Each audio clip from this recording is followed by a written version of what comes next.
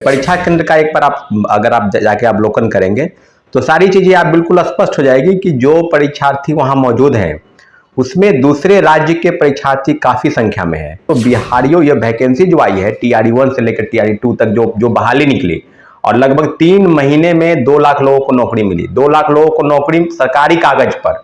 नियोजित शिक्षक जो थे, जो पहले से नौकरी में है, उनको फिर दोबारा नौकरी मिली। पहले फेज में अगर बात करेंगे तो 14,000 के आसपास नियोजित शिक्षक है। दूसरे फेज में 11,700 के आसपास नियोजित शिक्षक है। 100 कैंडिडेट अगर किसी परीक्षा केंद्र में, जिसमें 80 कैंडिडेट किसी दूसरे स्टेट के हैं और उत्तर प्रदेश के सबसे ज्यादा कैंडिडेट है, महिलाओं की संख्या हो या पुरुष की संख्या हो।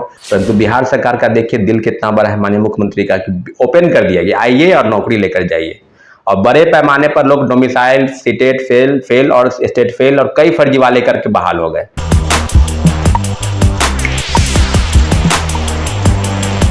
नमस्कार, मैं हूं अनुकुल तिवारी और आप वॉइस अब देख रहे थे कि छात्र नेता सौरभ जो है वो किस तरह से मेरिट अभ्यर्थियों के बारे में बता रहे हैं। आप सीधे सुन लीजिए और सीधे कह भी रहे कि शिक्षा विभाग जो है वो बहुत बड़ा गेम कर दी है, बहुत बड़ा खेल कर दिया। और आपको मालूम है कि BPSC TRE 3.0 का जो री एग्जाम हो रहा है वो आज आखिरी दिन हम लगातार अपडेट दे रहे हैं। लेकिन अभी में छात्र नेता सौरभ क्या कुछ कह रहे हैं मेरिट वालों को, वो आप सीधे सुन लीजिए कि मेरिट वाले बेरोजगार रह गए, बाहरी वाले बाजी मार गए। क्या कुछ कह रहे हैं आप सुनिए। नमस्कार साथियों, जय हिंद। अभी हम बात करेंगे शिक्षक बहाली TRE 3 की, सप्लीमेंट्री रिजल्ट TRE 1 और TRE 2 में आगे क्या होगा, सारी बातों को आपको अपडेट करा दे।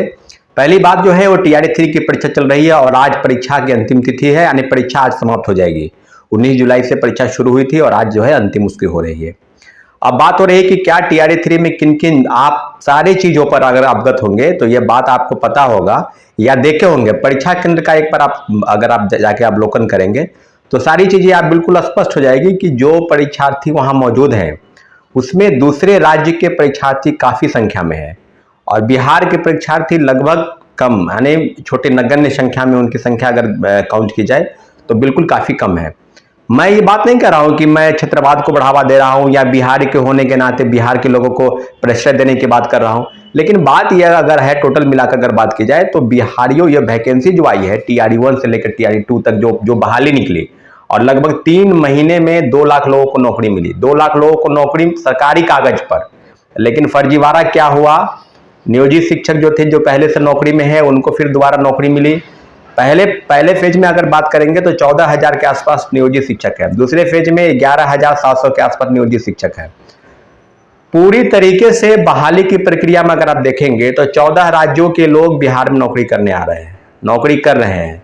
और तीसरे फेज में परीक्षाएं जब है उसमें अगर 100 कैंडिडेट अगर किसी परीक्षा केंद्र में, जिसमें 80 कैंडिडेट किसी दूसरे स्टेट के हैं और उत्तर प्रदेश के सबसे ज्यादा कैंडिडेट है, महिलाओं की संख्या हो या पुरुष की संख्या हो।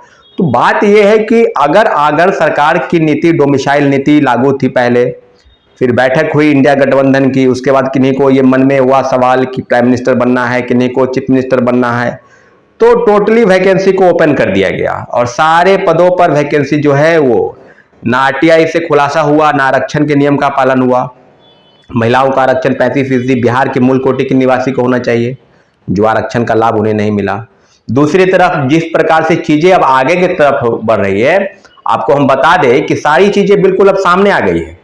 डोमिसाइल नीति हटने के बाद बड़ी संख्या में दूसरे राज्य के लोग बिहार में नौकरी कर रहे हैं और बिहार के लोग, मुझे कहने में कोई अब हिचक नहीं है, पूरी बहाली खत्म हो जाने दीजिए। अभी बहाली काफी आएगी, TRE 4 TRE 5 जो पद है, अभी 3 लाख से ज्यादा पद जो है शिक्षकों के, वो माननीय मुख्यमंत्री जी के अनुसार, बिहार सरकार के अनुसार रिक्त है। सभी पदों पर भरने जाने हैं, तो सभी पदों पर बहाली सिर्फ बाहरियों के लिए निकाली गई है। बिहारियों का क्या स्थान है, अगर बात की जाए तो बिहारियों का क्या स्थान है। तो साथियों, काफी गंभीरता के साथ कि डोमिसाइल नीति को पुनः लागू करना चाहिए था, हम लोगों ने काफी प्रयास किया। इस मामले में हमने दिल्ली में माननीय मुख्यमंत्री जी से यानी 29 जून को मुलाकात भी की थी और आज जो है काफी गंभीरता के साथ हम कहना चाहते हैं कि डोमिसाइल नीति की वजह से बिहार के लाखों युवाओं का भविष्य गर्त में चला गया। उनको नौकरी मिल जाती है, श्योर मिल जाती है, अगर आपको आरक्षण देना है। कई राज्यों ने, अभी आप कर्नाटक का उदाहरण देखिए, 100% आरक्षण निजी क्षेत्रों में काम करने के लिए कर्नाटक के निवासियों को मिला है। तेलंगाना, आंध्र प्रदेश, कई राज्य डोमिसाइल नीति लागू किए हैं, चाहे वो सार्वजनिक क्षेत्र हो चाहे निजी क्षेत्र हो। कंपनियों में काम करने के अलावा कई चीजें, थर्ड ठेका से लेकर ठेकेदारी तक और सारी चीजों पर सार्वजनिक चीजों को खत्म करके निजी चीजों को ही लागू करने का प्रयास है। परंतु बिहार सरकार का देखिए दिल कितना बड़ा है माननीय मुख्यमंत्री का कि ओपन कर दिया कि आइए और नौकरी लेकर जाइए। और बड़े पैमाने पर लोग डोमिसाइल, सीटेट फेल और स्टेट फेल और कई फर्जीवाले करके बहाल हो गए।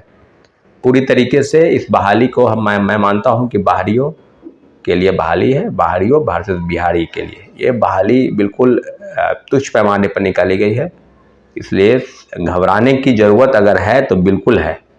सरकार को गंभीरता से विचार करना चाहिए डोमिसाइल नीति को। अगर आरक्षण देना ही है तो 10% 15% आरक्षण दे दीजिए, दूसरे स्टेट के लोग भी नौकरी करेंगे। परंतु ये जो ओपन वाली नीति है, इससे बिहार के अभ्यर्थियों को काफ़ी नुकसान हुआ है साथियों। अभी बात होगी TRE 1 की सप्लीमेंट्री रिजल्ट पर। अब 2-3 तरह के जजमेंट जो है आपको ऑर्डर में है। पहला कि DAV से जो छठे हैं वो, दूसरे जो है वो है कि जो मिनिमम कट ऑफ को पार कर लिए यानी सेम कट ऑफ वाले, उनकी संख्या, पिटिशनर की संख्या और 1 से 4 नंबर वाले जो छठे हैं, यानी 3-4 तरह के ऑर्डर जो हैं। CWJC 1151 जो जजमेंट आया है नानी तागिया की बेंच में, और सप्लीमेंट्री रिजल्ट को जो चैलेंज किया गया था कोर्ट में, माननीय उच्च न्यायालय में, तो बिहार सरकार और शिक्षा विभाग को नोटिस जो गया है उस नोटिस का जवाब उनको देना है। और सप्लीमेंट्री रिजल्ट की कार्रवाई में वो सीटों की संख्या 4000, 5000, 6000 कितनी होगी ये BPSC को तय करना है, शिक्षा विभाग को तय करना है। बहुत जल्द सप्लीमेंट्री रिजल्ट पर आपको पूरा अपडेट मिलेगा। TRE 2 की भी याचिका है, उसकी तैयारी चल रही है, कई याचिका दायर भी हो चुकी है। इसलिए जितने भी साथी मेरे बातों को सुन रहे हैं शिक्षक अभ्यर्थी, वो सैटरडे तक हार्डली प्रयास करें कि आप पिटिशनर बन जाएं। संपर्क करें, कम्युनिटी पोस्ट में हमने पोस्ट भी लिख दिया है। आप डॉक्यूमेंट जो भी है संबंधित कागजात उसको जमा करें या पटना आकर मिले। सारी चीज़ें आपको बता दी गई है जितने भी शिक्षक अभ्यर्थी सुन रहे हैं, क्योंकि TRE 2 में भी हूबहू TRE 1 की तरह हम लोगों ने कई केस याचिका दायर की है। TRE 1 में आपको एक और मामला CWJC 2337, TRE 1 के अभ्यर्थी भी उसमें अगर ऐड होना चाहते हैं तो वो ऐड हो सकते हैं। और कई मामले हैं जो चल रहे हैं, उर्दू के मामले चल रहे हैं, NIOS के मामले चल रहे हैं। तो साथियों घबराने की ज़रूरत नहीं है। 9-10 से लेकर 11-12 तक सबके मामले चल रहे हैं। 6 to 8 में पोस्ट नहीं थे TRE 1 में, TRE 2 में थे। और TRE 2 में भी जिन लोगों के 1 से 5 नंबर कम है या DOB से छठे हैं या उनका सेम कट ऑफ रहने के बाद भी उनका नहीं आया, यानी कहने का मतलब डेट ऑफ बर्थ से या 1 नंबर 2 नंबर से, तो पिटिशनर का पहला जो हक होता है वो पिटिशनर का होता है। इसलिए जितने भी शिक्षक अभ्यर्थी हैं TRE 2 के, मैं बार बार बोल रहा हूँ आप पिटिशनर बन जाइए। कहीं भी केस हो रहा है, दर्ज हो रहा है, आप पिटिशनर बन के उसमें आप शामिल हो जाइए। निश्चित रूप से TRE 1 की तरह ही TRE 2 में भी याचिका दायर होगी और छात्र अभ्यर्थियों को श्योर न्याय मिलेगा, ऐसी उम्मीद है। इसलिए साथियों घबराने की ज़रूरत नहीं है, पिटिशनर बनने की ज़रूरत है और पिटिशनर आप बनिए। फिर आने वाले समय में जो भी रिजल्टेंट होगा TRE 1 की तरह ही TRE 2 में भी हम लोग को जीत मिलेगी। तो आपने सुना कि किस तरह से छात्र नेता सौरभ जो है वो सीधे मेरिट अभ्यर्थियों के बारे में बहुत सारी बातें बता रहे हैं, और शिक्षा विभाग किस तरह से मेरिट वालों को बेरोजगार रख दिया और बाहर वालों को नौकरी दे दी है, वो आपने सुन ही लिया। देखिए लगातार लड़ाई जो है वो जारी रहेगी, क्योंकि 1 कैंडिडेट 1 रिजल्ट, डोमिसाइल नीति और सबके बारे में लगातार आपको दिखाते रहे। तो बस मैं चैनल पर सब्सक्राइब कर, धन्यवाद।